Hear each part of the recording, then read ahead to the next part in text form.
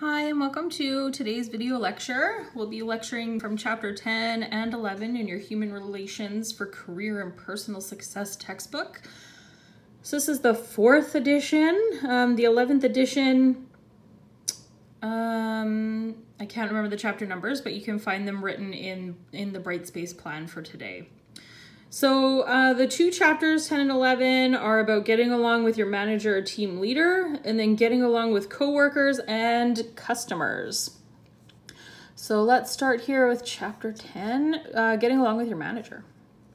So it's important to get along with your manager because, well, they're your manager, they're your boss. They are going to be giving you your directions on what to do, and they're the one that you are accountable to in the jobs that you do at work. So, getting along with others at work is regarded as a good political skill. Political skills are important in terms of being able to communicate with other people. Good political skills allow you to communicate well and be able to adapt your communication style to the person that you are communicating with. So, political skills refers to an interpersonal style that combines awareness of others with the ability to communicate well, and is instrumental in developing effective relationships with work associates, including your customers. So remember a little while ago, we talked about emotional intelligence. Emotional intelligence is a big part of political skills. And then that along with our communication skills as well. So it's important with your manager to build a valid impression and not a false one. So a valid impression, you want to appear, well, you should be like honest and respectful and reliable as well. So having a good relationship or creating a favorable impression is the most basic strategy for career advancement, right? People that are not doing their jobs well, are not agreeable, those people don't get promotions, those people don't get large raises or bonuses. People that have a good relationship, they're getting higher positions, they're getting promotions, they're earning more money, and they're getting better performance reviews. And often, raises are linked with performance reviews. So the better you perform in any given time period, the better your raise will be.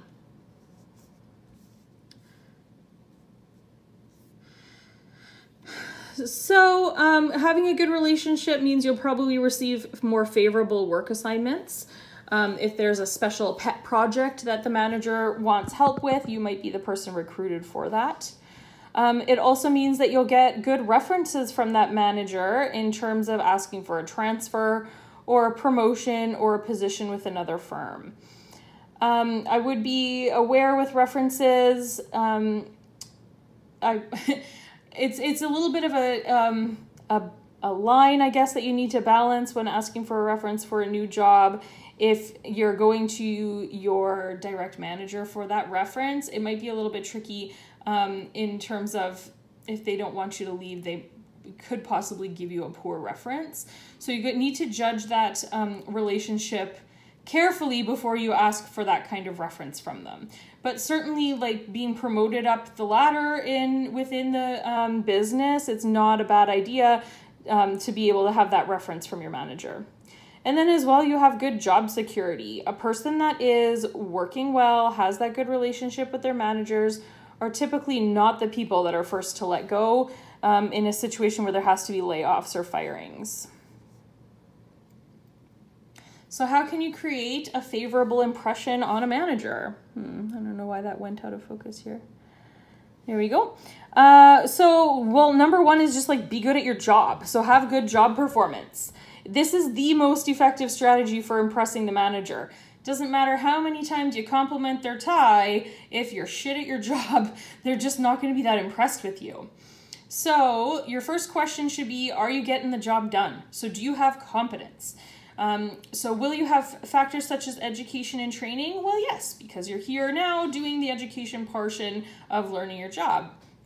Do you have personality, a good personality that works well with others? Hopefully, yes. And if not, hopefully you're actively working on developing that. Personality and characteristics, I feel like kind of go hand in hand there. Job experience. Well, at this point, you guys might not have a lot of direct veterinary experience, but keep in mind that a lot of other jobs will contribute at the very least to your soft skills. Soft skills are the kind of skills that we've been talking about in this course. Things like good communication, things like, having a personable personality, being on time, things like that are all important soft skills. And then do you have any special skills such as conflict resolution? So job experience and those special skills might come from other jobs totally not veterinary related. Let's say you've been a server at a restaurant. That's certainly job experience with customer service, a busy environment, trying to keep up and keep organized. And then you might have special skills such as conflict resolution in that setting as well. So certainly past job experience, not necessarily related to the veterinary field, will still be impressive for this field as well. And then that's the most basic stuff, is having that competence, being able to do your job well. You can take it a step further to display good job performance by assisting the manager with a difficult problem or a difficult project or something like that. Showing your eagerness to jump in on those situations certainly shows good job performance. You also need to develop good relationships. So you should have demonstrate a strong work ethic. So work ethics is a firm belief in the dignity and value of work. So ideally, you should work hard and enjoy the tasks that you're doing. It can be kind of hard sometimes if you have a task that you particularly dislike, but even if you can find one little thing about it that you do find enjoyable, focus on those little things to get through those tasks. Demonstrate competence even on minor tasks. So, Kay, that's great that you're really awesome at, doing your files and interacting with clients and stuff like that. But we also need you to be good at mopping the floors well and having that eye for dirt to be able to clean up stuff. So even those things that are seemingly minor, it's aggravating to the other people around you if you aren't completing those tasks well. Assume personal responsibility for problems. This is absolutely essential in the vet clinic. Problems can literally be life or death in our environment, especially if ignored.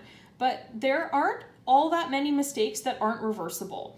So, for instance, I had a situation where I had a technologist working with us who was not extremely competent at her job. And she gave a injection to an animal that was supposed to be IV. It was the induction drugs for surgery. She gave those drugs IM. So she gave them into a muscle instead of into the vein. And she gave the wrong drug at the wrong time. So she gave the induction drug as the pre-med. So the animal was reacting really strangely in the kennel. And I asked her, like, hey, what's going on here? How come this guy's acting like this? And she's like, I don't know. I said, well, was he normal when you did the exam, like prior to doing the pre-med? She said, yes.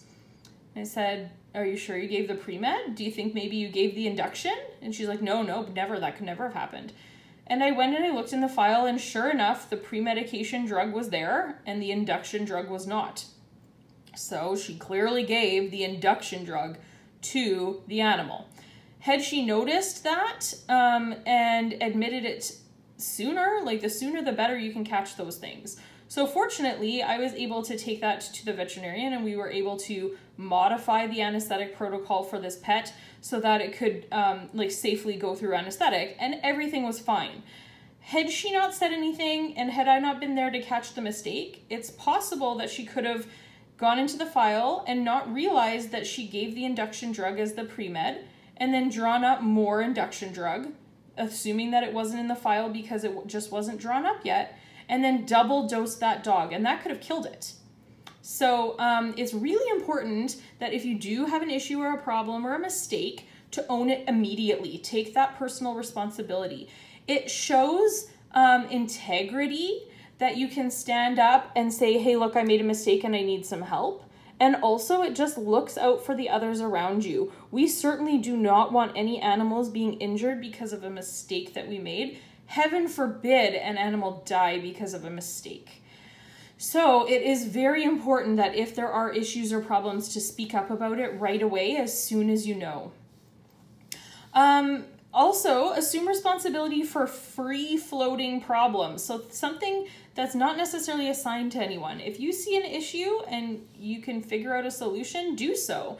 Taking that initiative is really valuable in a vet clinic.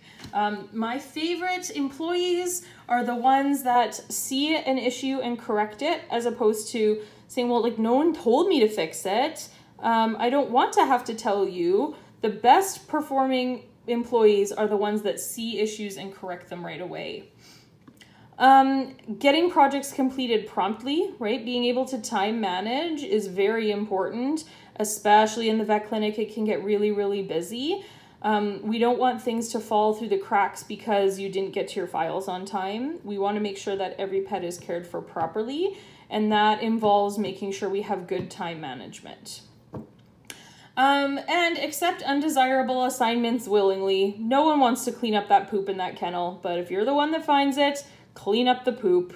If the doctor asks you to do something gross or whatever, it's not fun. No one likes doing it, but unfortunately, we all have to pitch in on those sometimes. Demonstrating good emotional intelligence is important in developing good relationships. We've talked about that and had a journal entry about emotional intelligence. So hopefully you've already tapped into ways that you can improve that skill. Be dependable and honest. So that means be there on time. Don't miss work if you don't have to. Be honest about what skills you have, what limitations you have, and if you've made mistakes. I don't really like when people overinflate their perceived abilities. So if there's a dog, let's say, that's pretty aggressive, and you don't have a lot of experience or skill with aggressive dogs, I expect you to tell me, I don't have a lot of skill or experience with aggressive dogs. Maybe I can watch this one and learn from it, and we can have someone with more experience step in. I expect that honesty from you, because if you're not honest and you handle that animal and you get injured, that's not great. Obviously, we're going to have to deal with your injury, workplace compensation if needed, if it's a bad injury, etc. We might be down a person if you're injured too, which isn't great. And also, I don't want to be the one that gets injured because you weren't honest with me about your abilities. So those are very important attributes of a good employee. Developing good relationships, you should also be appreciating your manager's strengths, things that they're good at as well, appreciate those. Show interest and pride in the company's product or services. I think it pays tons to be proud of the place that you work for. If you aren't proud of the place, I think that's a good, journal prompt kind of thing. Prompt yourself to reflect on why and take those things to the manager and say, hey, look, I don't feel a lot of pride in working here because maybe safety concerns aren't addressed. Maybe we aren't doing the best that we could be doing in terms of medical care. You don't like the way people are treating clients, those kind of things. When you're able to identify areas for improvement, you can improve the company, improve your relationship with the manager too, and that's all goes into being a valuable employee. Be a good organizational citizen. That means that you have a willingness to work for the good of the organization without the promise of a reward. Being a good organizational citizen is part of being a good team player. So when I got married, we had to do like this marriage prep course in order to get married. And so they had different people come and talk to us and whatever. It was insanely boring. But one takeaway that I got from that, which I think really applies to just teams in general, they said that people say well, marriage is 50-50. And they said it isn't. Marriage is 100%, 100%. And I think that's true of teamwork as well, right? We're not only expected to do just what's on our job tasks, right? Sometimes you need to pick up the slack for other people because they aren't able to do that 100%, right? So there are times Let's say like I'm sick and I'm not able to parent today. That means that my husband needs to be giving that 100% today. And same for him, like if he's, out of town on a business trip, I'm pulling that 100%. So we always need to be giving as much as we can. And that's so true with teams. Yes, it is. Maybe it's your job to answer the phones and it's my job to trim the nails. But sometimes you're very busy doing other things and that phone's ringing. I'm a good organizational citizen if I pick up that phone and handle that for you. Even though it's not necessarily in my job description, being able to reach out and helps the entire organization, helps the entire team. And that's what we want to look at in terms of being a good organizational citizen. And then create a strong presence. Be present in the office. Be a person who is outgoing and friendly and, reliable for your coworkers, interested in other people. Those things go a long way.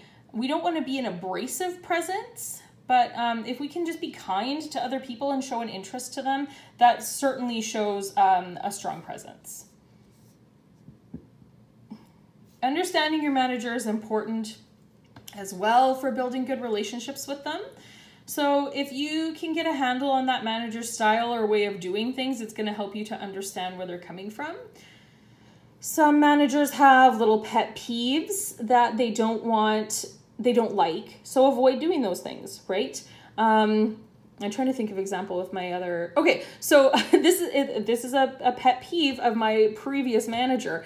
If he came in, even if it's like super duper busy, if he walks into the building and you don't greet him, he's like pissy for the whole day. So it's like, that's just like a little thing that just kind of would like irk him that like people didn't say hello. So that just like saying, hello, how are you? Good to see you, would always like really bring up their mood. So I think if you know those little things about your manager or anyone, it doesn't even have to be manager, coworkers too. This is just focusing on your manager. Try to cater to those things as long as they're within reason, right? I don't think it's unreasonable to expect people to say hello in the morning. And then determine your manager's expectations in terms of like what your work goals and standards are. Looking at discussing your work goals with them and seeing that you're on the same page. Performance reviews and standards are a good way to learn about their expectations. Just ask the question. So what do you expect of me? I want to meet those expectations or exceed them. So the performance standard is what constitutes acceptable performance. So what's kind of like the bare minimum? How can I go above and beyond? I just ask the question. And then bring forth solutions and minimize complaints. We're all going to have complaints about our workplaces. Nowhere is ever going to be perfect, right? But instead of just sitting around and complaining about it, see if you can come up with solutions. I tried to give some examples before of things that you might not be proud of in a vet practice.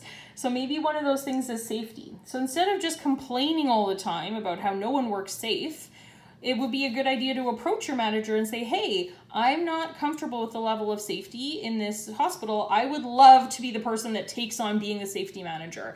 I want to see these things improve.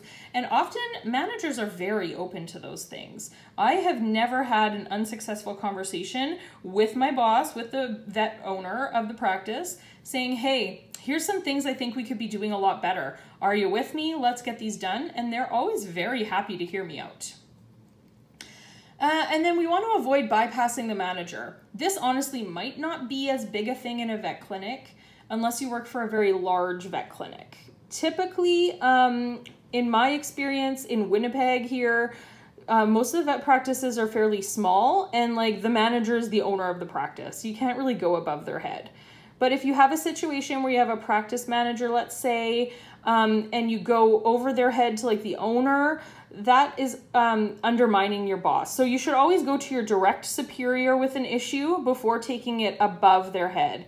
If the direct superior doesn't work with you or doesn't enter the conversation, then you can go above, but don't totally bypass them because that just kind of puts people off.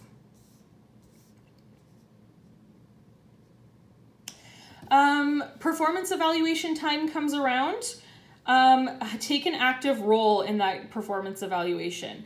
Talk about the things that you've been doing that are amazing this year. Talk about the things that, or whatever, this period, whatever it is that you're evaluated on. Talk about the things that you have been increasing your skills in, and talk about ways that you think you can improve either the workplace or your performance or anything that you can think of. So being able to recognize gaps and thinking of ways to improve those gaps really build a good relationship. And it shows that you take initiative and are an important part of your business. Resolve competing demands of two supervisors. I'm not sure if you'll have situations like this really arise. Well, maybe you will if you have associate veterinarians. So sometimes the owner of the practice has an idea about how things should be done. And then there's like associate veterinarians. Associate vets are the people that show up to work for the owner. They're vets that don't own the practice, they just work for the practice. And sometimes they have different ideas about how to do stuff. So in those situations, I would probably defer to like the owner, and if necessary, I would probably have the owner and the associate veterinarian resolve that issue before I make a choice on what I'm going to do. So I would probably say something along the lines of like, oh, sorry, Dr. Jones, the owner says we're not supposed to do that. Did you want to discuss it with Dr. Jones? Did you want to, like, we are allowed to do this. What do you think? What would you like us to do here? I'd just be open and honest about it. Make sure you're using discretion when you're socializing with your manager. So use your timing, right? Managers all stressed about something, not the time to walk in and start chatting about personal stuff. And then what type of socializing do you want to engage in? Keep it clean, keep it out of the realm of politics, religion, social justice issues, you know what I mean? Like, those probably aren't like good socializing topics. If there's an issue with any of those things, certainly not inappropriate to bring those up. But in terms of socializing, just keep it really, kind of bland, I suppose. And then choose your timing. I don't think socializing when it's busy is appropriate. End of the day, sure, that's great. That's a great time to be like, hey, how's things been going in your work life, right? And then engage in favorable interactions with the manager. So try to keep it positive when you are speaking with them, right? So sometimes it happens that you have a problem manager. I've had a couple. It can be challenging, certainly, when you're dealing with a difficult manager, but you do need to keep it respectful and make sure that you're being respected as well. So there may be differences that you have in terms of values, personality, or competence. It's tricky to work with a difficult manager, certainly. So sometimes you need to just ask your question, ask yourself the question, is this worth it to me? If the goals don't line up or the values don't line up with what you see as important to you, then maybe it's just not the place for you and you find somewhere else to be, right? That being said, it is possible to deal with a problem manager and see what's going on there. And I think having a conversation is always going to be the good starting point. So to reevaluate the manager, they might have just been misperceived, right? So judge slowly and judge fairly. Having the conversation with them about it too will help to kind of highlight what might be going on. If you say, these are things that you're doing that are offensive or bothering to me, and they don't take that seriously, then again, is that the place for you? So confronting the manager about the problem, we talked about back in chapter 9, confrontation and problem solving. So that's a good place to start. You do want to use tact and sensitivity when you are speaking with your manager. So don't walk in screaming. We want to deal with it in a kind and gentle way. And if you have a manager that's really bad for micromanaging, I really like the suggestion in the textbook. They suggest asking the manager, hey, so micromanaging, if you don't know, is like a manager that really like double checks all your steps, is like breathing over your shoulders all the time when you're working. So the textbook suggests asking your manager, hey, I noticed that you're checking in on my work a lot or really heavily supervising me. Do you have doubts about my capabilities? Is there something I'm doing wrong? I'd love to improve so that you don't have to work so hard, right? I think that's a good approach to take. And when you're dealing with managers taking credit for your work or accomplishments, you should discreetly confront the manager. Again, I'm not sure this is really going to be a big thing in the vet clinic, but if it ever does, you can take preventative measures by letting others know about the work that you've been doing, and then present a valid reason for seeking recognition. This is one you will probably have to deal with, because I think vets are sometimes, I don't know if they're just lazy or oblivious, but sometimes they're just not the most organized people.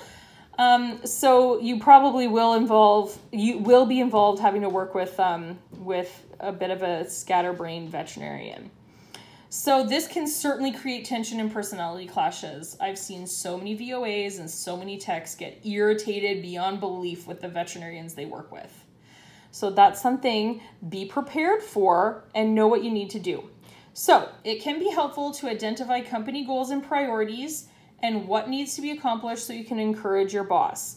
Team meetings can be really helpful for this. We can identify areas we're not excelling in. Maybe the veterinarians aren't writing in their files very well. We can establish that priority. Files need to be written in immediately. And then you can be, oh, hey, just reminding you, we do have to have those files written immediately. Here's the ones you haven't done yet. Because then you're just working within the framework of your job. So it's not that you're trying to boss around your boss or something. You're just being the helpful reminder. You want to communicate your concerns to your boss about their work habits and how it interferes with goal attainment. Again, I think being honest and being kind about that approach is going to help. Rely on others to supplement your boss's information. So if you can kind of spread those reminders around amongst people, that will certainly be helpful. And then become familiar with your boss's primary problems at work so you can help with encouragement and assistance. Yes, it means you're babysitting your boss. So if you know that your boss is terrible at remembering to write in files right away, be the person who double checks and reminds them. If you have maybe your boss is really bad at remembering to do their follow-ups, be the person who reminds them about that. So we can certainly be helpful. And by being that helpful person, as opposed to being the person that's like chastising them for not getting their work done, you're more likely to be viewed as the valuable employee. Okay, so that's our stuff for chapter 10. Let's flip over to chapter 11. Chapter 11 is about getting along with coworkers and customers. Super important in the vet clinic. So let's pursue this chapter. Developing good relationships. We're still talking about this. Political skill is going to be important. We already discussed this with the manager stuff, but people with good political skills are able to effectively influence others.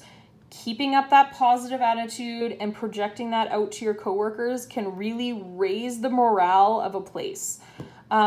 Bad attitudes are like a cancer. It just brings everybody down. So trying to stay upbeat and positive will help to influence others. Oops.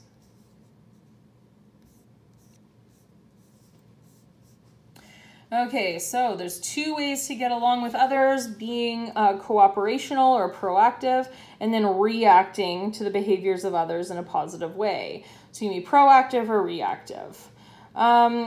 Ideally, we want to develop allies in our workplace by being civil, right? Civil people aren't rude. They're kind to others. They ask questions. They're interested in each other's outside lives or their work lives too. Making other people feel important, right? Sharing compliments. Those are all ways to develop positive relationships.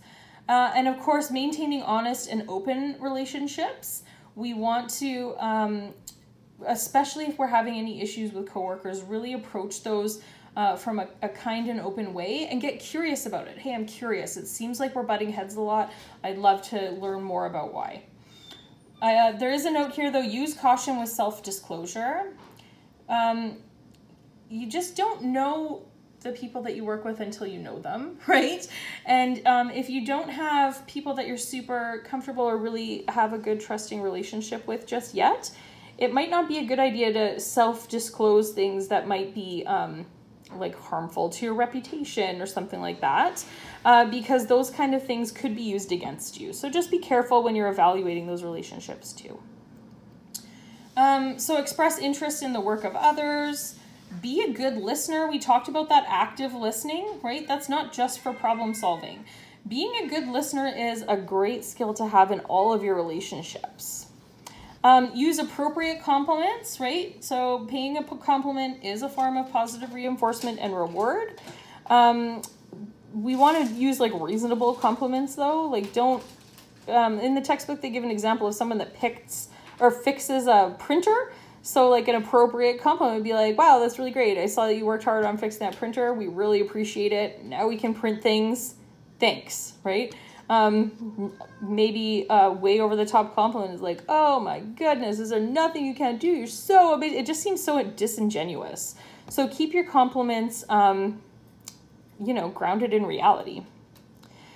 And then if you do have difficult people that you have to work with, deal effectively with them. So that's super vague. How do we do that? Well, let's look at what difficult people are. Difficult people tend to be uncooperative. Maybe they're disrespectful. Maybe they're touchy, which means that they get offended really easily. Maybe they get defensive really quickly, or are hostile, or just simply unfriendly. So how can you deal with those difficult people? Any problems that you have with them, deal with it as a professional problem. It's not personal, okay? I remind my students all the time whenever we have group work and like, why I want to work with so-and-so. I don't want to work with them. I prefer working on my own. You're not ever going to work on your own in a vet clinic. So it's important to be able to deal with all different kinds of people and to work well with them. You don't have to like a single one of them. You just have to work with them. So that means you need to have a professional relationship with all of your coworkers. I mean, yes, have a personal relationship as well if you're friendly with them, if they're your friends. But if they're not, it's strictly a professional relationship. How do we define professionalism? You're polite, you're friendly, you don't bother asking about maybe their personal life because that's not important to your work, right? You deal with them about professional matters, and that's kind of the extent of it. And that's okay. So I can tell you right now, I've definitely worked with people, I could not stand them. I would never hang out with them in real life. I kind of think they're garbage people. But at work, do they know that? No, because I am a professional, okay? So I approach them with that same level of courtesy that I would give to everybody, client, customer, coworker, whatever. But I just don't bother to develop that personal relationship with them because I don't want a personal relationship with them. If there's someone that you dislike at work and you're nasty to them or rude to them, you are making it personal. Just leave it in the professional realm. Treat them how you would a customer or a client. Hi, good to see you. So glad you're here, whatever, right? The end. I'm glad you're at work because you can do your job and I don't have to do it for you. The end, okay? If you have difficult people that you're working with, sometimes giving them lots of feedback can help. So let them know where they're really exceeding, where they're doing well, and then give them a bit of constructive feedback in there too. I'm a big fan of like the compliment sandwich. Hey, you're doing so good. You answer all the calls really promptly, and I love that. One thing though, maybe try answering the phone calls with a smile because it'll really shine through in your voice. You're already really professional on the phone, but let's just try to add some friendliness in there too. Great work, right? A good thing, something to work on, another good thing. Use tact and diplomacy in dealing with annoying behavior. Again, that compliment sandwich can be helpful there too. Use non-hostile humor. Don't make sarcastic comments. That's not funny to like anyone. Well, I mean, it is funny, but not in the workplace. It's not professional. Be civil, and certainly when they are doing things that you like, compliment it, reinforce that positive behavior. And then listen and respond. Give that difficult person an opportunity to express their concerns, their doubts, their anger, and acknowledge that you're aware of the person and their position. Sometimes someone might not even realize, or they might be having a hard time elsewhere We need to, again, put on our empathy shoes, I don't know, put on our empathy pants and empathize with them. They might have stuff going on that they just don't have the bandwidth to be able to be that friendly person you need in the office. So maybe by kind of getting to the bottom of what's bothering them, you can help them to get free of that, right? And of course, you might need to do all these tactics, especially if you do have a very difficult person. So teams in the workplace, the entire vet office is a team and we need to work together well, right? Teamwork makes the dream work. So what are teams? Teams are groups of coworkers with specific abilities and resources working together to achieve organizational goals. So members will share responsibilities in terms of leadership. Because of the varied abilities of each member, you're going to be responsible for your own area. So there's definitely like the VOA team, the tech team, the doctor team, but all of those teams need to interact as well. So each team kind of can create their own identity, their own self-image, and that helps to keep them motivated and create that team cohesiveness. So I mean, certainly as a part of the tech team, that's something we'll often do. It's like, yeah, team tech, and like you can have your little, you know, if you're into it, you can have like a cheer or whatever gets you motivated. So that's important to have to kind of work with your team. Team efforts are interconnected and develop their own energy and higher focus. Absolutely. As a tech team, me and my group have always strived to like better ourselves. So we'll ask questions like, why are we doing this? Is it just because we are trained this way? Is there a better way to do it? And try to improve where we can. Teams that work together well are able to identify those little gaps and are able to encourage each other to do a better job at it. And then that's that next one. Members work together to achieve a mutually defined goal, so we can try to be the best all together. So teams in the workplace, I'm not getting into this. Okay, barriers to the effective team building. So time constraints can be an issue. If you don't have a lot of time for team meetings and discussions, it can be difficult to work well because you haven't really defined how you'll work together well. That can also mean that group members are working with conflicting goals. So it's a good idea to set team goals so everyone's working together to achieve the same things. If there's roles that interfere with group processes, so some people assume that different roles will have negative impacts, and that's kind of true, right? The dominator, the aggressor, the know-it-all, etc. So we don't want those roles coming into our groups. We want to all work together. And we want to make sure that we're all cooperating instead of competing. So we're all working together so that our team stands out, not so that I stand out, right? We want to work together. And then social loafing is a bit of a barrier, right? So if instead of working together, you're just chatting about, you know, what you saw on Below Deck last night, or The Bachelor or something, that's not going to be super helpful. So an effective team player is able to share credit with their coworkers. You don't take credit for work that wasn't yours or ideas that weren't yours.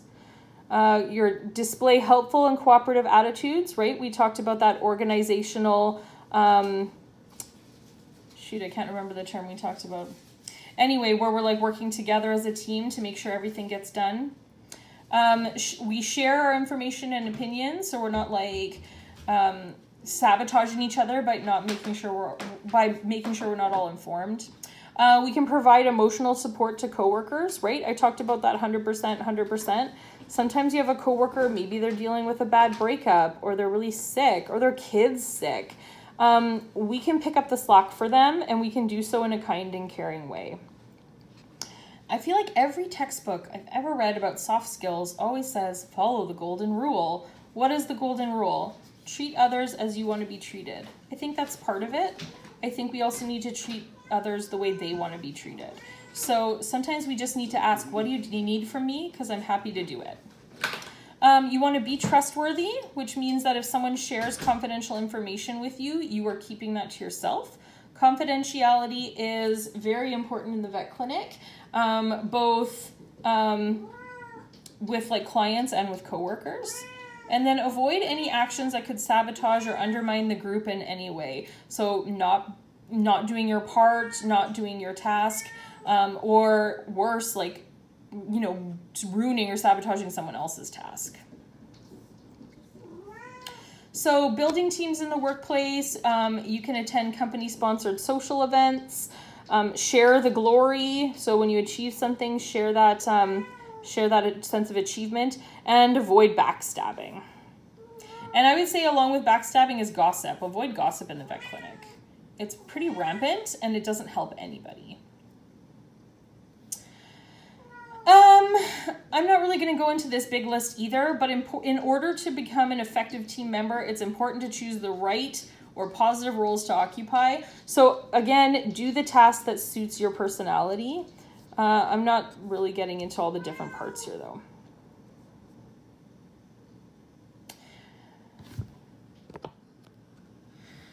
Okay, so we've talked about building managerial relationships. We've talked about coworker relationships. Now we can talk about customer relationships. So I can't believe there's only 2 slides dedicated to this, by the way. So I've included a couple articles about client relationships and how to deal with clients in the vet clinic. So please read those for further vet-specific information. Okay, so career success, especially in a customer service field like vet practices, it requires the ability to deal well with external and internal customers. So external customers are traditionally defined as your clients, your guests, right? So these are like the owners of the pets coming into the hospital. Your internal customers, those are basically your coworkers. And we want to make sure that we have a customer service orientation. That means that the approach of the employee is dedicated to the customer, right? All the thoughts, all their actions are geared towards customer service. Ideally, there should be a customer service mentality, I guess, in the practice, that clients are the most important part. Clients are never an interruption to our work. We don't have work if we don't have clients. So we want to really, really value them and make them feel really appreciated when they come in. So high-level customer service rules. We want to establish customer satisfaction goals.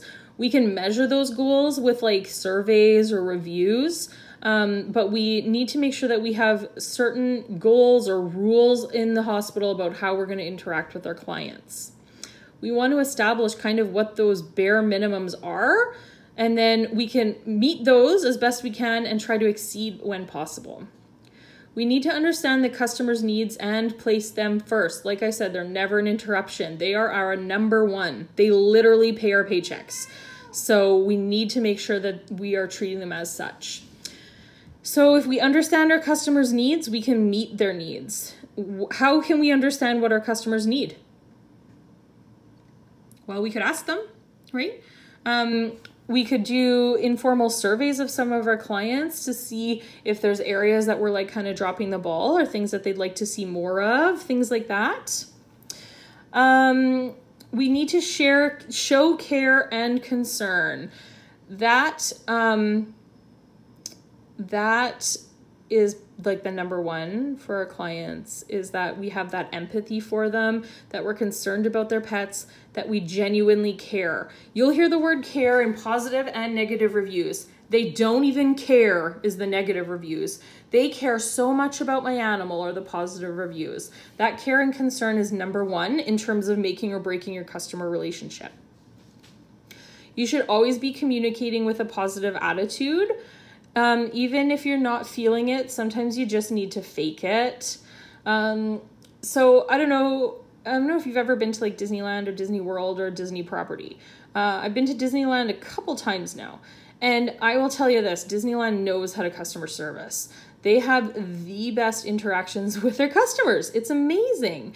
And part of that is apparently, I don't know for sure if this is true, this is just something I've read on like the internet, but apparently being grumpy is at like the happiest place on earth is a fireable offense. So it's like, if you come to work and you feel like you're a grump, you need to fake it that you're happy. If you can't do that, you are to stay home. You're just not allowed to be a grump on the job at Disneyland. And I feel like that's honestly kind of a good approach for everyone. I get it that we're all human and we have negative emotions sometimes, but the workplace isn't really the place to express or deal with those, right? So anyways, staying positive is going to be better for customer service. It's going to be better for all your relationships in the hospital. We want to make the buyer, the customer, the client feel good. So we want to give them the wow experience. The wow experience is the thing that makes them say, oh, wow, this place is great. I would totally come back here. I would recommend them to all my friends. Listen to this. This vet clinic that I go to does this amazing thing. Wow. So I don't want to get into examples necessarily of the wow experience because guess what? That's part of our journal prompt today. So I'm going to leave that in your hands. We want to display strong business ethics. What do business ethics look like? So an ethical business doesn't take advantage of other people or the environment. They have good community relationships. They participate in professional organizations or community events. Those things are all important parts of business ethics. I would say like getting involved with charities. There's a lot of opportunity with that in the vet practice because there's so many different like rescues and animal welfare groups and things like that that you can work with, which makes you look really good and makes you feel really good too, because it's nice to be able to help taking care of animals. One thing I thought about, I'm just going to throw this out there because I feel like this is a great idea and would be really beneficial to lots of vet clinics and to lots of clients too. You know how when you go to a place like a store or whatever, and they have the option to like round up your bill, and when you round up your bill, that money goes to the store's local charity. I feel like that would be a really good move for the vet clinics. Because when you have those clients come in that are like, oh my God, I can't pay for this treatment, you can have that extra as like a slush fund, and then it can kind of go towards paying for those clients that can't afford it. So I don't know, that's just something I've thought of before. Is like, what if within our hospital, we ask people that could afford it to round up their bill that's 78 cents, and that 70 cents or 78 cents goes into like the coffee pot and hangs out waiting for those clients that need that little bit of extra help.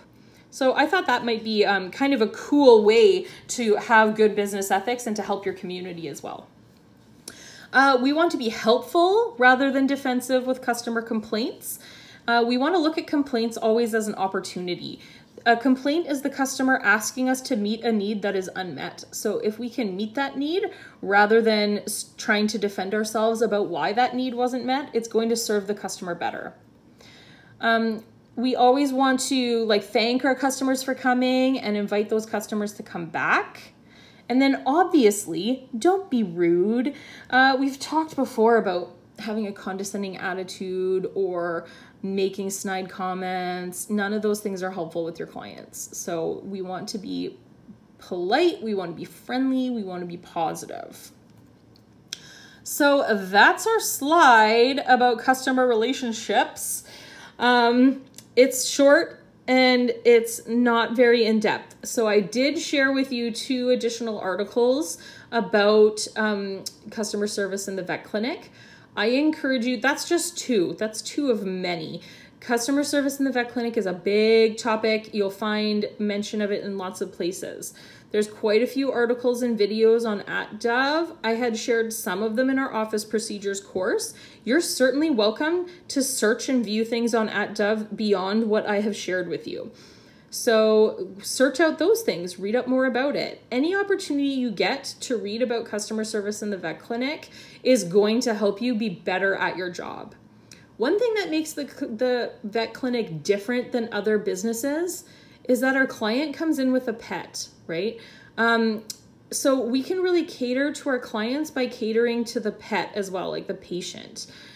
So having the treats that their pet likes, knowing the pet's name, oh, Gucci Gucci, so cute over them. Those kind of things really help to build those client relationships. So that's an important thing. We want to always value that love that's there, right? So we talk about the human pet bond, and we honestly want to make it into the human pet and vet bond. We want to have that relationship that we're all working together for the best care for this pet. And that really helps to build relationships too, because we're all in it together then, right? And they want to work with us and we want to work with them. So anyways, read as much as you can about customer service in the vet hospital. Lots of them are going to say the same things, but when you do have something new, you're like, oh wow, yeah, that would be really useful. I would love to share that with my clients. So that's everything then for these 2 chapters. If you do have any questions, make sure you do ask. And then, maybe we should just actually talk quick about the journal prompt.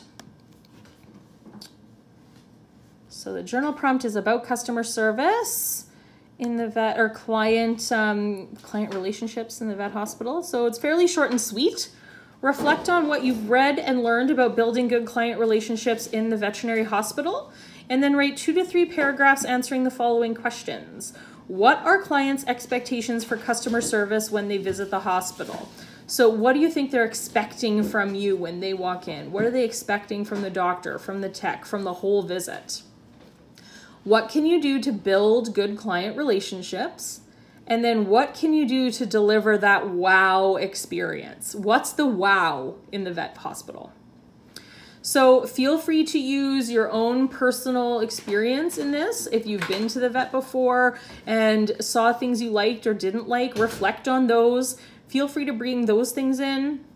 Any other further research you do, those articles, textbook, etc. You can pull any of that experience into writing these paragraphs for this reflection. Okay, if you do have any questions, make sure you ask them in the chat, in the virtual classroom, or you can send me an email. Thank you so much. Bye.